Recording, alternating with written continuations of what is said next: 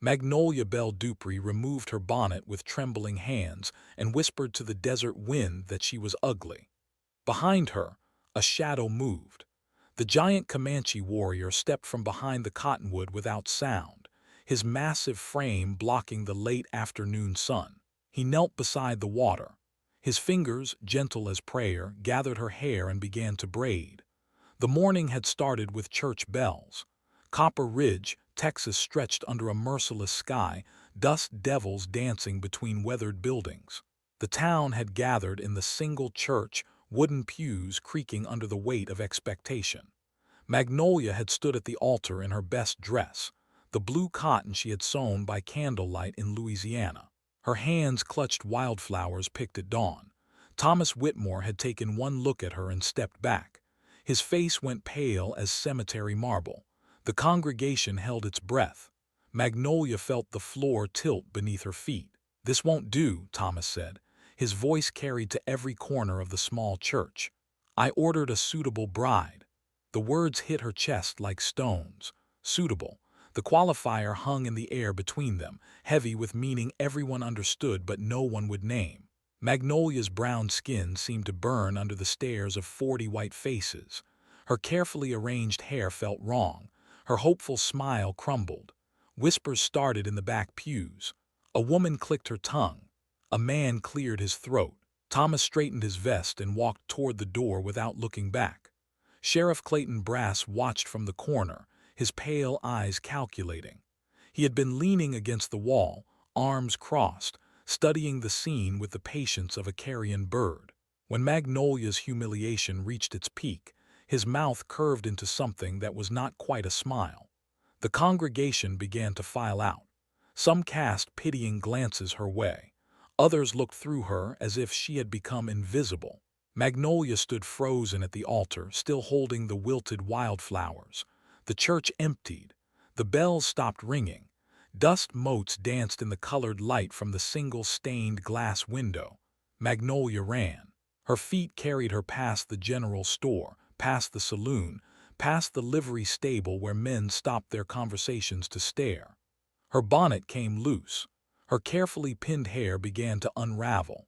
The blue dress that had taken weeks to sew caught on thorns as she fled toward the desert. She had noticed the watering hole on her arrival that morning. A green spot in the endless brown, marked by a single cottonwood that had somehow found purchase in the hard ground. She had thought it looked peaceful then. Now it seemed like the only place left in the world where she could breathe. The sun was falling toward the horizon when she reached the water. Her reflection stared back from the surface, distorted by ripples. The face looking up at her seemed foreign, too dark, too hopeful, too foolish to believe that a mail-order-bride arrangement could lead to anything but shame. She pulled off her bonnet and let her hair fall around her shoulders. The words came out broken, spoken to no one and everyone. "I'm ugly." The shadow moved behind her then. She should have been frightened. A lone woman in the desert had every reason to fear a figure emerging from the brush. But something in his approach spoke of reverence rather than threat. Dacha Talwalker stood nearly 7 feet tall. His presence filled the space around the watering hole like weather. His buckskin clothes bore the dust of long travel. His black hair hung past his shoulders, unmarked by gray despite the lines around his eyes that spoke of 40 winters. He had been tracking the stolen horses for 3 days. His people were missing their best mares, animals that meant the difference between survival and starvation when winter came. The trail had led him here, to this place where water bubbled up from deep earth. He had not expected to find a woman weeping beside the spring, had not expected her words to carry the same weight as wind through a burial ground. Dacha moved without hurry. He knelt beside Magnolia, his movements deliberate as ritual.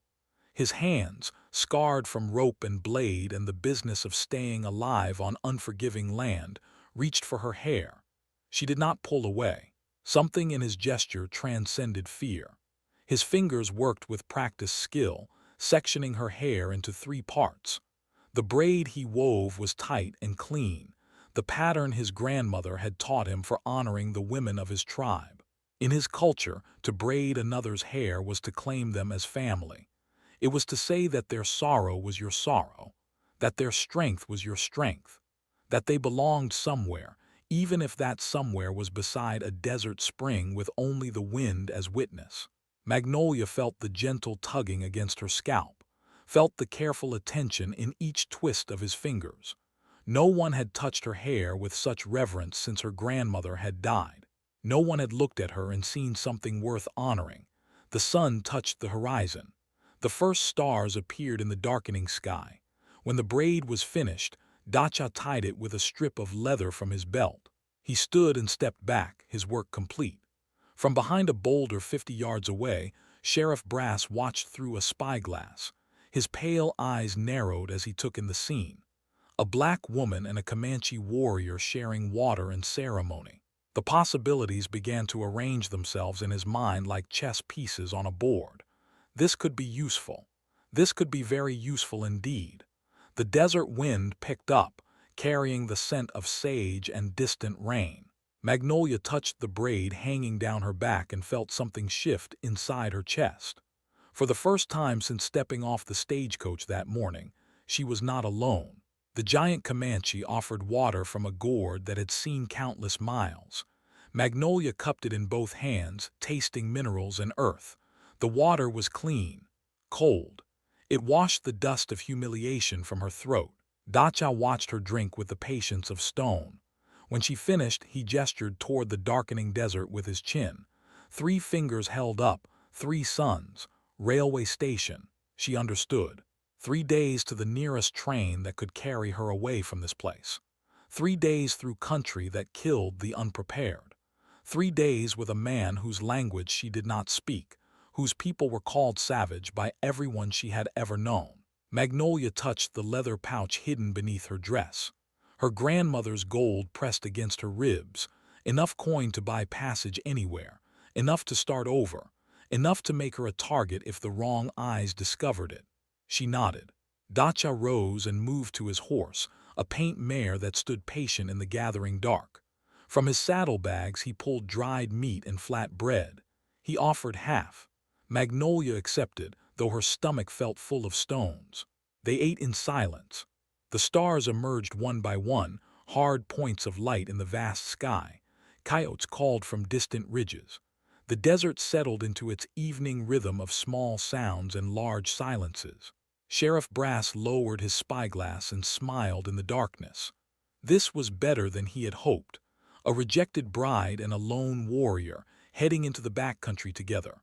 The story would write itself when he brought their bodies back to town. Hero sheriff rescues innocent woman from savage captor. The territorial governor would take notice. Elections were coming. He would need men. Good men who could shoot straight and keep quiet. Men who understood that sometimes the law required flexible interpretation. Dawn came with the scent of sage and distant rain. Dacha was already moving, rolling his blanket with practiced efficiency. He had slept 20 feet from Magnolia, close enough to protect, far enough to preserve dignity. She woke to find a cup of coffee waiting beside her. The tin cup was battered but clean. The coffee was strong enough to wake the dead. Dacha watched her face as she tasted it, and something that might have been amusement flickered in his dark eyes. They broke camp without words. Dacha helped her onto his horse, then took the lead rope and began to walk.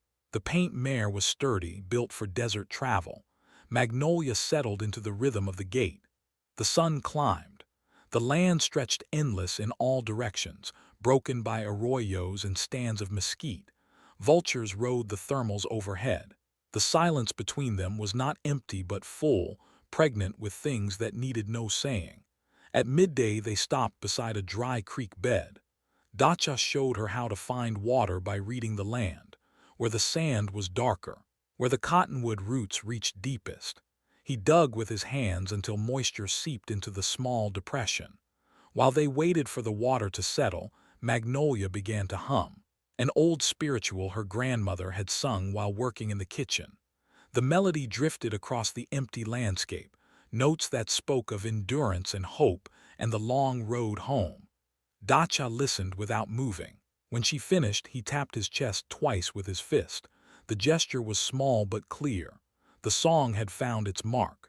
The afternoon brought lessons in staying alive, how to read the sky for weather, which plants held water in their leaves, how to move without stirring dust that could be seen for miles. Dacha taught through demonstration, his hands showing what words could not. Magnolia found herself studying his face when he thought she was not looking. The high cheekbones, the lines carved by sun and wind, the way his eyes constantly scanned the horizon, reading threats she could not see. He moved through the world like water, finding the path of least resistance while never yielding ground that mattered. When evening came, they made camp in the shelter of red rocks that held the day's heat. Dacha built a small fire, the flames almost invisible in the stone circle. They shared the last of the bread. Magnolia reached into her dress and withdrew the leather pouch. The gold coins clinked softly as she showed them to Dacha. His eyes widened slightly. It was more money than most people saw in a lifetime. She mimed a train, mimed counting coins, mimed two people instead of one. Dacha studied her face in the firelight. Something passed between them, an understanding that went deeper than language. He shook his head once slowly. He would take no payment for walking the path he was already walking. The fire burned low. Stars wheeled overhead in their ancient patterns. Magnolia lay on her blanket and listened to the desert breathe.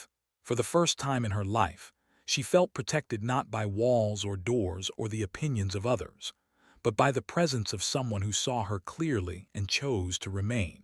Miles behind them, Sheriff Brass rode through the darkness with 6 armed men.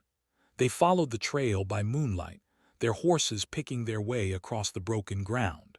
Brass had promised each man a share of whatever reward came from this rescue. He had not mentioned that dead men collected no rewards. The posse made camp before dawn, hidden in a grove of stunted oaks. Brass studied the horizon through his spyglass. Somewhere out there his prey was sleeping. Somewhere out there his future was taking shape. Dacha woke before sunrise and found fresh tracks around their camp. Unshod ponies, his people. The trail was hours old, circling wide, never coming close enough to disturb their sleep. But the message was clear. He was being watched, protected. His brother Ayana had found him. He said nothing to Magnolia, but his movements became more careful. His eyes scanned the ridges more frequently. The desert had become crowded with watchers, and crowds were dangerous things. They rode deeper into the wasteland, toward the railway station that promised escape. Behind them, dust rose from the hooves of pursuing horses. Above them, hawks circled in the endless sky. The land held them all, predator and prey alike, in its vast and patient embrace. Dawn revealed the horses in a box canyon, their coats gleaming in the early light. 7 mares stood hobbled beside a dead spring, their ribs showing through dull hair. Dacha's jaw tightened. These were his people's animals, stolen 3 weeks ago in a raid that had left children without milk and elders without means to flee when winter came. But the arrows scattered around the camp told a different story. Comanche fletching, Comanche points, Comanche patterns that any tracker would recognize and report to the territorial authorities. Magnolia watched Dacha examine the evidence. His fingers traced the arrow shafts with the reverence of a man reading sacred text. She saw the moment understanding struck him, saw his shoulders stiffen, saw his eyes go hard as flint. Someone had dressed this scene with care. Someone wanted the theft blamed on his people. Someone needed a reason for the cavalry to ride west with sabers drawn and questions unasked. The real thieves had been white men. Their boot prints were everywhere once you knew to look. Their horses shod in the Eastern style. Their tobacco juice dried into the dirt beside cold ashes. But the arrows would speak louder than evidence to minds already made up. Dacha cut the hobbles and watched the mares scatter toward home. They would find their way back to the reservation, following water and instinct. His people would have meat and milk again. But the arrows would remain, and the story they told would follow him wherever he rode. The sun climbed toward noon when Sheriff Brass appeared on the canyon rim. 6 men flanked him, rifles across their saddles, badges catching the light. They descended the narrow trail in single file, their faces carved from stone and prejudice. Magnolia felt her stomach drop. The posse looked official, legitimate, ready to rescue a poor woman from her savage captor. She touched the braid hanging down her back and felt the world tilt sideways. Brass dismounted 20 feet away. His pale eyes moved between Magnolia and Dacha, calculating distances and angles. His men spread out in a loose semicircle, close enough to act, far enough to avoid crossfire. "Miss Dupree," Brass said. His voice carried false warmth over genuine threat. "We've come to take you home." Magnolia said nothing. Something in the sheriff's tone made her skin crawl. This was not rescue. This was theater with an audience of one. Dacha remained perfectly still. His hands hung loose at his sides. His breathing stayed even. But Magnolia could feel the tension radiating from him in waves, a big cat gathering himself to spring. Brass stepped closer. "Now I know how this looks. White woman taken by a savage, story old as the frontier, but I'm willing to believe there's more to it than that." He paused, letting the words settle, letting the implications bloom. "See, I think maybe you and your Comanche friend here could help me with a little problem, something that benefits everyone involved." The sheriff's smile never reached his eyes. "There's an election coming. Territorial governor's been making noise about Indian troubles. Man who could solve those troubles, bring peace to the frontier, that man might find himself with considerable influence." Magnolia felt ice forming in her chest. She began to understand. "What I'm proposing is simple," Brass continued. "We stage ourselves a little rescue, nothing too dramatic. Miss Dupree gets herself captured proper. I ride in at the last minute, save the day, everybody goes home happy." He gestured toward his men. "Course, there'd have to be some shooting. Can't have a proper rescue without some shooting, but accidents happen in the heat of battle. Stray bullets find their mark. Witnesses disappear into the desert." The words hung in the desert air heavy as storm clouds. Dacha's eyes never left the sheriff's face. His stillness had become absolute, the frozen moment before lightning splits the sky. "What do you say, Miss Dupree? Ready to help me become a hero?" Before Magnolia could answer, dust rose from the eastern trail. Another rider approached at a gallop, his horse lathered with sweat and urgency. Thomas Whitmore reined up hard at the canyon mouth, his face flushed with exertion and something that might have been shame. Behind him rode 4 men from town: the blacksmith, the banker, 2 storekeepers who had watched Magnolia's humiliation with silent satisfaction. Now they sat their horses with the grim purpose of a rescue party, rifles gleaming in the afternoon sun. Thomas dismounted and strode toward them, his boots ringing on the stone. "Sheriff, we've come for Miss Dupree. This has gone far enough." Brass turned slowly, his pale eyes narrowing. This was not part of his plan. Too many witnesses, too many variables, too many people who might ask uncomfortable questions later. "Mr. Whitmore," he said carefully, "didn't expect to see you out here." Thomas looked at Magnolia for the first time since fleeing the church. Really looked at her, saw the braid in her hair, saw the way she stood close to the giant Comanche without fear, saw something in her face that had not been there when she stood abandoned at the altar. "I came to make things right," he said quietly. The canyon filled with the sound of horses shifting, leather creaking, metal clicking as hands found weapon grips. 3 groups of armed men faced each other across 20 feet of broken ground. Magnolia stood at the center of it all, the fulcrum on which violence balanced. From the rim above, Ayana watched through narrowed eyes. Dacha's younger brother had tracked the stolen horses just as Dacha had, following the same trail to the same conclusions. Now he counted the white men below and made swift calculations about odds and angles, and the best way to die if dying became necessary. Behind him, 5 Comanche warriors waited in perfect silence. Their ponies stood motionless as carved stone. Their faces showed nothing of the storm building in their hearts.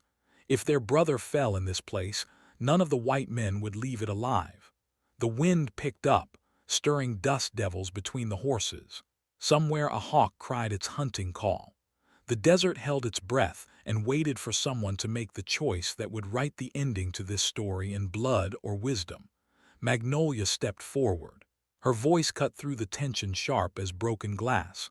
Nobody rescues me unless I ask for rescuing. The standoff stretched taut as bowstring. 12 white men with rifles.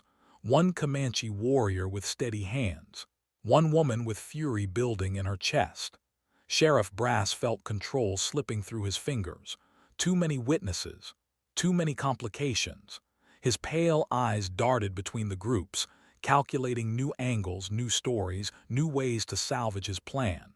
"Miss Dupree," he said carefully, "you've been through a terrible ordeal, not thinking clearly. This savage has filled your head with lies." Magnolia's laugh cut through the canyon air sharp as breaking glass. "Which savage would that be, Sheriff? The man who gave me water when I was dying of thirst? Or the men who watched me get humiliated and did nothing?" Thomas Whitmore flinched. The words found their mark. Dacha had not moved, had not spoken, but something in his stillness was shifting, coiling like a spring under pressure. Magnolia could feel the change in him, subtle as wind direction. Then he spoke. "The horses were stolen by white men." His voice carried clear across the canyon. Perfect English, no trace of accent or uncertainty.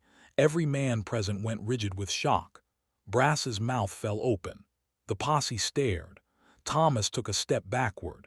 In 30 years of frontier life, none of them had heard a Comanche speak their language with such precision. But Dacha was not finished. "They used our arrows to hide their crime, left our people to face cavalry justice for theft we did not commit."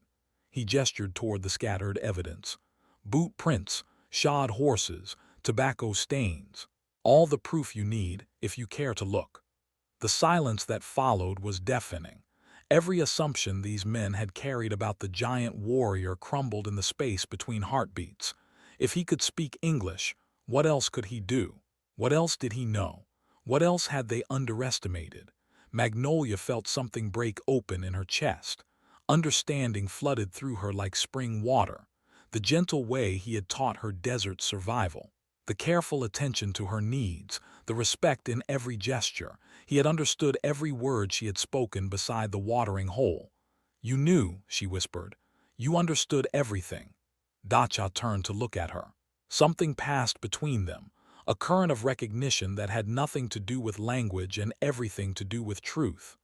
"Yes," he said simply, but Magnolia had a truth of her own. She had carried it buried deep, locked away behind shame and years of pretending to be less than she was. Now, facing men with guns who wanted to define her story for her, the words rose up unbidden. "Grandmother told me the old songs," she said quietly. Her voice carried clearly in the desert air. "Taught me to read the sky, showed me how to find water in dry ground." She paused, gathering courage for the next words. She spoke Comanche because she was Comanche, stolen as a child, sold downriver, made to forget her people, her language, her name. The revelation hit the canyon like thunder. Thomas staggered backward. The sheriff's face went white as alkali dust. The posse exchanged uncertain glances, their worldview tilting sideways. Magnolia touched the braid hanging down her back. "When you braided my hair, you knew. You saw something in my face that I had been taught to hide." Dacha nodded slowly. "Your grandmother's bones, your grandmother's eyes. The desert recognizes its own children." From the rim above, Ayana studied the woman with new interest. He had wondered why his brother showed such immediate protection to a stranger.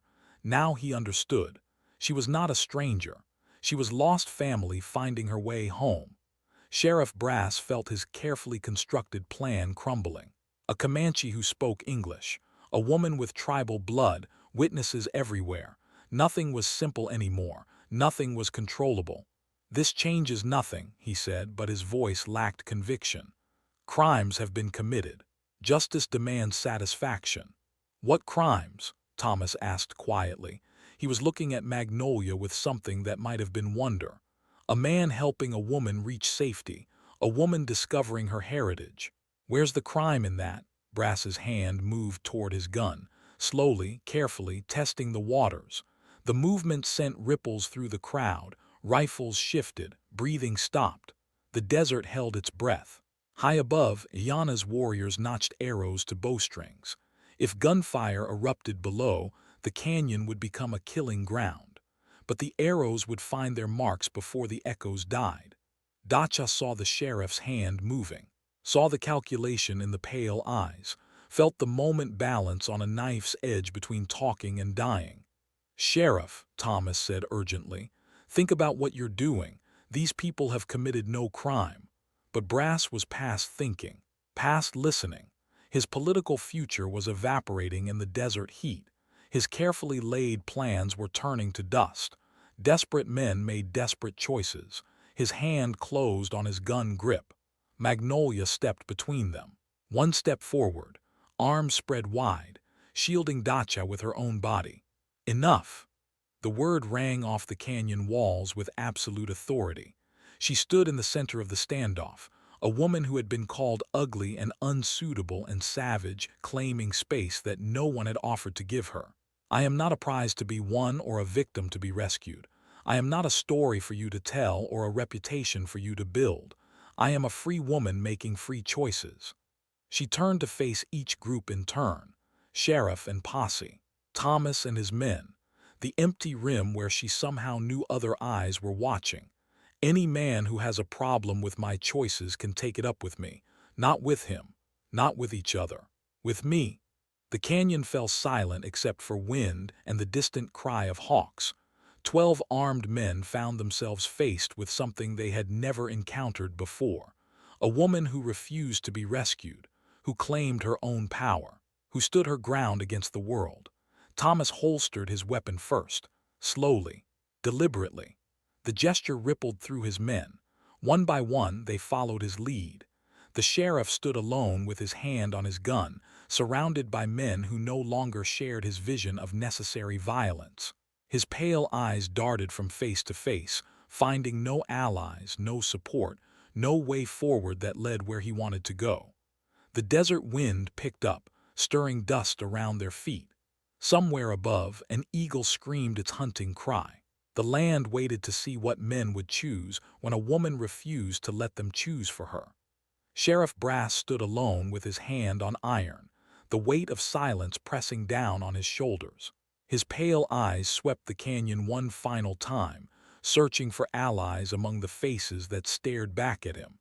He found none. The political calculation was simple now. Shoot a woman in front of 12 witnesses and become a pariah. Or find another path to power, another story to tell, another enemy to defeat. His hand fell away from his gun. "This isn't over," he said quietly. The words carried no heat, only the cold promise of a man who collected debts with interest. But Thomas Whitmore stepped forward, his boots ringing on stone. "Yes, Sheriff, it is." The rejection at the altar had been cowardice dressed as propriety. Thomas knew it now, standing in the desert heat with a woman who had more courage in her smallest finger than he had in his entire body. The shame of it burned in his chest like swallowed fire. "Miss Dupree deserves better than what I gave her," he said. His voice carried to every corner of the canyon. "Better than what any of us gave her." He turned to face his men. The banker who had approved the mail-order bride arrangement. The storekeepers who had watched her humiliation with satisfied smiles. The blacksmith who had sharpened tongues on her reputation. We all stood in that church and let fear make our choices. Let hate dress itself up as righteousness. Let a good woman feel shame for things that should make us proud. Thomas reached inside his coat and withdrew a leather folder. Bank documents, property deeds, the accumulated wealth of a man who had built his fortune on other people's labor. "I'm investing in a trading post," he announced. "Right here at the watering hole. Neutral ground where all people can meet in peace." The sheriff's mouth twisted.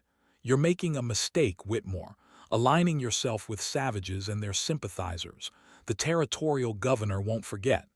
"Then let him remember this," Thomas replied. "Some mistakes are worth making." From the canyon rim, Yana watched the white men argue among themselves. His brother stood silent beside the woman with grandmother's eyes, patient as stone, ready to move when movement became necessary. But the woman herself commanded the space between the groups, her presence holding violence at bay through sheer force of will. She spoke again, her voice carrying clearly in the desert air. Beauty isn't what you see when you look at someone. It's what you choose to do when they need you most. The words hit Thomas between the ribs. Magnolia stood before him transformed, no longer the frightened woman who had clutched wilted flowers at the altar. This woman owned her ground, claimed her power, refused to be diminished by other people's limitations. "I was wrong," he said simply, "about everything." Sheriff Brass saw his moment slipping away like water through cupped hands. The territorial election was still months off. There would be other opportunities, other crises to exploit, other fears to harvest. But as he swung into his saddle, one of his deputies remained on the ground. Then another. Men who had ridden with him for years now stood with Thomas and looked at their sheriff with new eyes. "You coming, Bill?" Brass called to the remaining deputy. Bill Morrison had been present for the staged evidence at 3 previous crime scenes, had helped plant Comanche arrows after white men committed theft and murder, had told himself it was necessary for the greater good, for peace on the frontier, for the safety of Christian families. Now he looked at the giant warrior who spoke perfect English and the woman who stood unafraid beside him, and the lies crumbled to dust in his mouth. "No, Sheriff, I don't believe I am." Brass spurred his horse toward the canyon mouth, but Dacha's voice stopped him cold.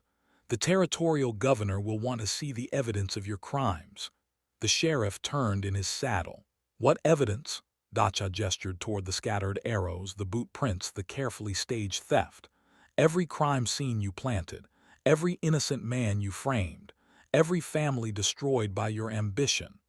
From his shirt he withdrew a small leather journal, its pages filled with careful observations. Dates, locations, details that would hang a corrupt lawman if presented to the right authority. "My people keep better records than you think." The blood drained from Brass's face.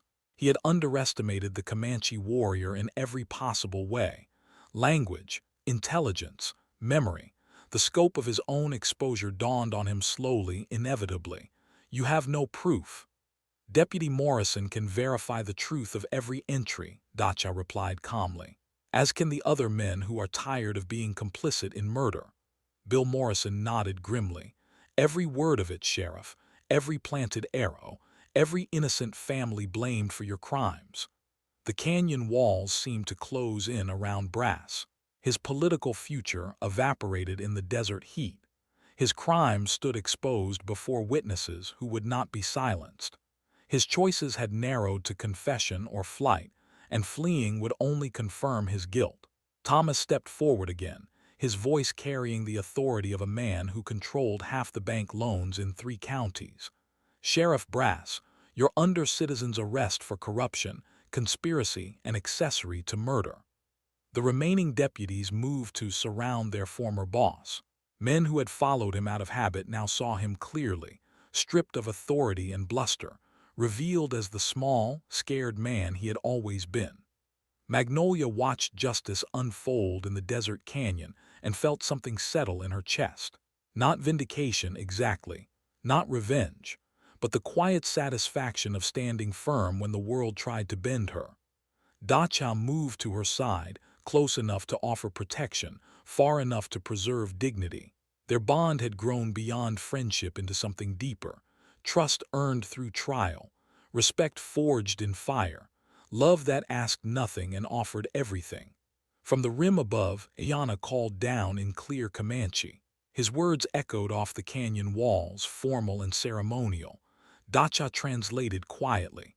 "He welcomes you home, daughter of the desert, says your grandmother's spirit can rest now." Magnolia looked up at the warriors on the rim, then at the white men in the canyon, then at the vast sky that covered them all equally. Home was not a place on a map. Home was wherever people saw you clearly and chose to stand beside you. The sun was setting, painting the canyon walls red and gold. The trading post would rise here, built on principles instead of prejudice. Children of all colors would learn together. Families would prosper through cooperation instead of conflict. And somewhere in Louisiana, an old woman's bones would rest easier, knowing her granddaughter had finally found the people who recognized her worth. 6 months of desert sun had weathered the trading post walls to the color of old bone. Adobe bricks rose square and solid beside the cottonwood, their surfaces marked by the handprints of children who had helped with the building. Comanche and Mexican and white hands pressed into clay, baked permanent by the relentless sky. Magnolia stood in the doorway watching Dacha teach a mixed group of youngsters how to read horse tracks in the dirt.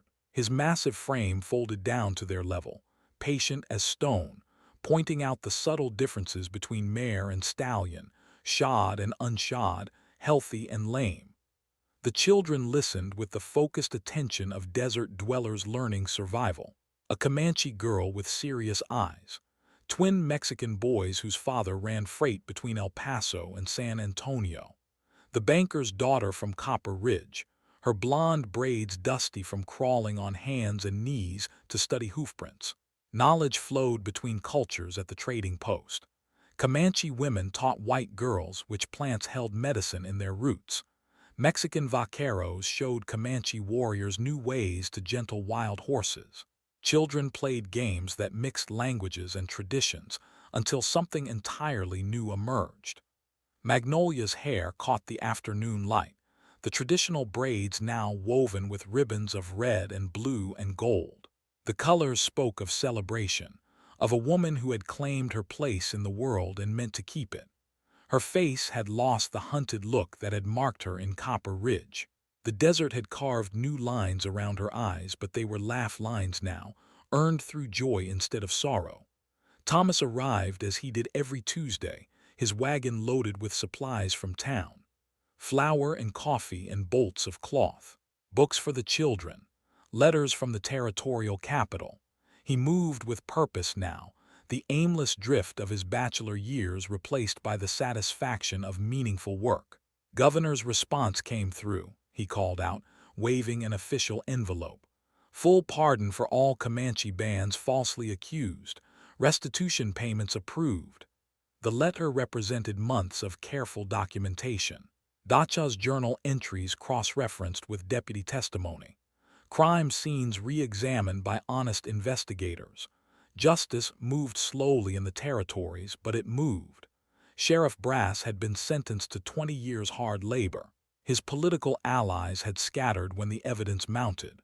The territorial governor, facing his own re-election, had embraced the trading post as proof of his commitment to fair dealing with all peoples. Dacha accepted the news with a slight nod. Justice satisfied, but it could not restore the families destroyed by false accusations, could not resurrect the warriors who had died resisting arrest for crimes they never committed. The living carried forward, but they carried the weight of the dead with them. Evening brought the daily gathering around the central fire. Travelers shared news from distant places. Local families contributed food to the common pot. Stories passed from mouth to mouth, growing richer with each telling. A young Comanche warrior spoke of buffalo herds moving south. A Mexican trader reported good prices for silver in Santa Fe. The banker's wife, her prejudices worn away by months of shared meals, asked Magnolia's opinion on establishing a school that would serve all the area's children. Magnolia listened to the voices weaving together and felt the satisfaction of work well done. The trading post had become what she had envisioned in those first desperate moments of standing her ground. Neutral territory where people met as equals. Sacred space where children learned that difference was strength, not threat. When the fire burned low and families began drifting toward their homes, Dacha approached with 2 cups of coffee. They sat together on the adobe bench outside the main building, watching stars emerge in the clear desert sky. Iana says the tribal council wants to make you an honorary daughter, he said quietly. Full status, full voice in decisions. The honor was unprecedented. Comanche blood or not, she remained an outsider by most measures. But she had earned respect through actions rather than ancestry, had proven herself in the most demanding crucible of all. What did you tell him? That the choice is yours. It always has been. They sat in comfortable silence, two people who had found in each other the missing pieces of themselves. Their love had grown slowly, rooted in mutual respect rather than sudden passion. It would endure because it was built on solid ground. A coyote called from the distant ridge, its voice lonely and wild. Magnolia thought of her grandmother, sold away from her people as a child, forced to forget her language and customs and name. The old woman's bones rested in Louisiana soil, but her spirit lived on in this place where cultures met in peace. I want to expand eastward, Magnolia said eventually. Another trading post where the Brazos meets the Colorado. Same principles, same welcome for all peoples. Dacha smiled in the darkness. Your grandmother would be proud. She is proud, Magnolia corrected. I can feel her watching sometimes, especially when the children laugh together during lessons. The desert wind carried the scent of sage and distant rain. Somewhere an owl called, hunting in the darkness. The trading post settled into its nighttime rhythm of small sounds and large silences. Inside the main building, a map hung on the wall marked with colored pins. Red for established trading posts, blue for planned locations, green for communities that had requested Magnolia's guidance in building their own neutral meeting grounds. The pins stretched across Texas and into New Mexico territory, a network of safe spaces where people could meet without the weight of old hatred, where children could grow up believing cooperation was natural and prejudice was learned foolishness that could be unlearned. Magnolia rose and walked to the edge of the firelight, looking out at the vast darkness that held so much possibility. Behind her, Dacha waited with infinite patience. Around her, the desert breathed with the rhythm of eternal things. She touched the braid hanging down her back and remembered the moment everything changed. A giant Comanche warrior kneeling beside a broken woman, weaving her hair with the same reverence he would show sacred ceremony. That gesture had saved them both, had created this place, had proven that beauty lived not in appearance but in the courage to see clearly and act with love. The stars wheeled overhead in their ancient patterns. The desert held them all in its vast embrace. And somewhere in the darkness, children dreamed of tomorrow in 3 languages, their dreams unmarked by the fears that had shaped their parents' world. And that is all to the story for now. Please let me know where you are tuning in from. Perhaps we will create a story there. Consider liking this video and subscribing to our channel. And if you enjoy our content, click this video on your screen. I promise you it's worth watching. See you tomorrow.